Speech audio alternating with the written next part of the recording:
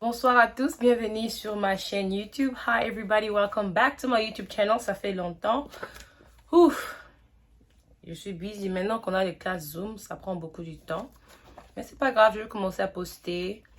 Je vais essayer de mon mieux de le faire chaque week-end pour que vous aussi sur YouTube, vous soyez connectés ensemble avec nous.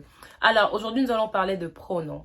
Il y a différentes sortes de pronoms, nous allons en parler. Mais aujourd'hui, nous allons parler de pronoms personnels.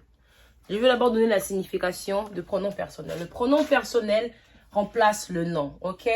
A personal pronoun replaces a name. Par exemple, I love Stephanie. Stephanie, c'est le nom. Alors, pour que je remplace ça avec le pronom, je vais dire I love her.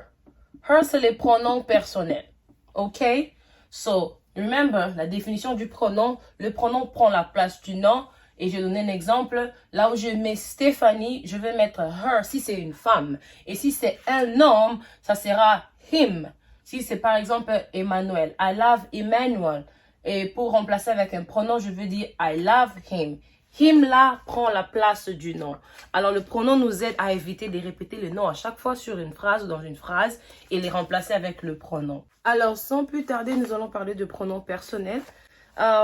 Dans les pronoms personnels, nous avons le singulier et nous avons le pluriel, comme vous le voyez. Et dans le pluriel, nous avons la première personne, la deuxième personne et la troisième personne du singulier. Et nous avons la première personne, la deuxième personne et la troisième personne du pluriel. Je ne sais pas si vous voyez mon tableau, mais c'est un peu clair ici.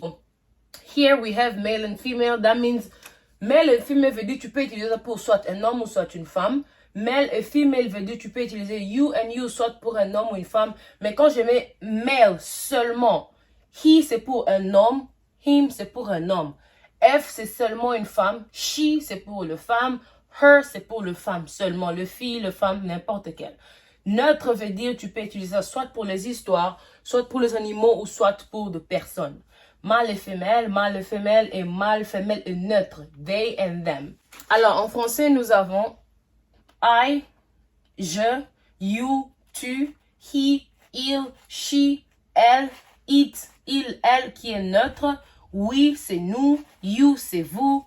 They, c'est il et elle. You, ici, c'est le you du pluriel. Ne confondez pas you au singulier et au pluriel. It's very different. Je peux dire, I'm talking to you. Là, je parle à toi. I'm talking to you. Mais quand je dis, I'm talking to you guys, I'm talking to you there, je veux dire, je parle à vous. Je vous parle, vous. I'm talking to you.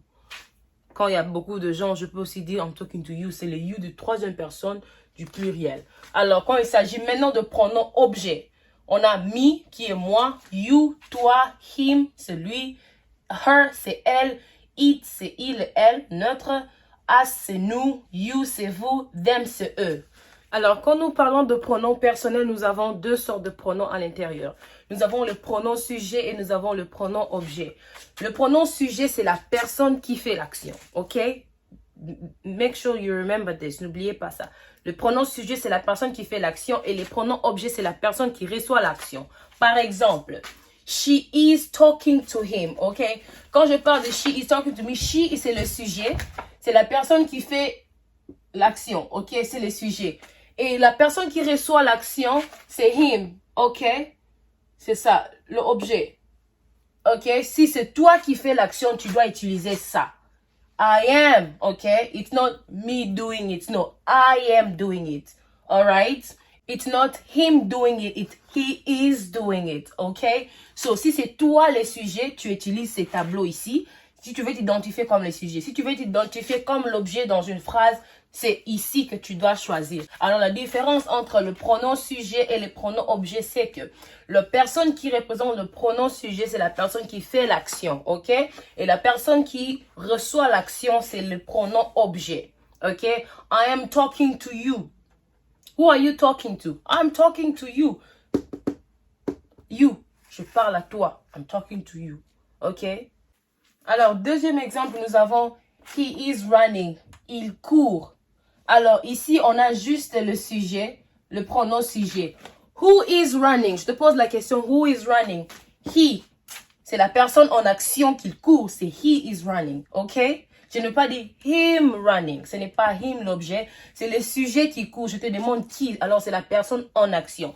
Mais quand je parle de she is talking to him, she, c'est le sujet. Et him, c'est la personne qui reçoit l'action. Je parle à la personne. Je veux demander la question. Who is she talking to? She is talking to him. Ce n'est pas she is talking to he. Non, he, c'est la personne qui parle. Him, c'est la personne qui reçoit l'action. Alors, n'oubliez pas ces deux sortes de pronoms quand vous voulez construire une phrase. Si c'est toi qui fais l'action, c'est ici. Si c'est toi qui reçois l'action, c'est ici. OK? I hope that makes sense. Alors, très facile à comprendre. Je suis, tu es, il est, elle est, nous sommes, vous êtes, ils sont, elles sont. Moi, toi, lui, elle, nous, vous, eux. Alright? Je vais vous donner encore plus d'exemples pour plus de compréhension pour la différence entre le pronom sujet et le pronom objet. Tu vas utiliser le pronom sujet si c'est toi qui es en action et tu utilises le pronom objet si c'est toi qui reçois l'action. OK? Alors, I like coffee. Ici, c'est le pronom sujet ou le pronom objet. Obviously, c'est clair que c'est le pronom sujet parce que c'est moi qui ai en action, c'est moi qui aime le café. I like coffee. Alors, je vais prendre un pronom ici, je mets ici. Je peux aussi dire he likes coffee. She likes coffee. We love coffee. You like coffee and they like coffee. Ok, je ne peux pas dire us like coffee. Je ne peux pas dire them like coffee. Non, parce que ce n'est pas eux qui sont en action, c'est moi qui ai en action. Deuxièmement, John helped me, ok? Qui est-ce que John a aidé ici? John m'a aidé. John helped me. Alors, c'est le sujet ou c'est l'objet? Bien sûr que c'est l'objet parce que John m'a aidé. C'est moi que John a aidé. Alors, ici, nous avons notre objet. Nous avons notre pronom objet, c'est me. Ici, he talks too much. Il parle trop. Est-ce que c'est un pronom sujet ou c'est un pronom objet? Obviously, c'est lui, la troisième personne du singulier. He. C'est le sujet, c'est le pronom sujet.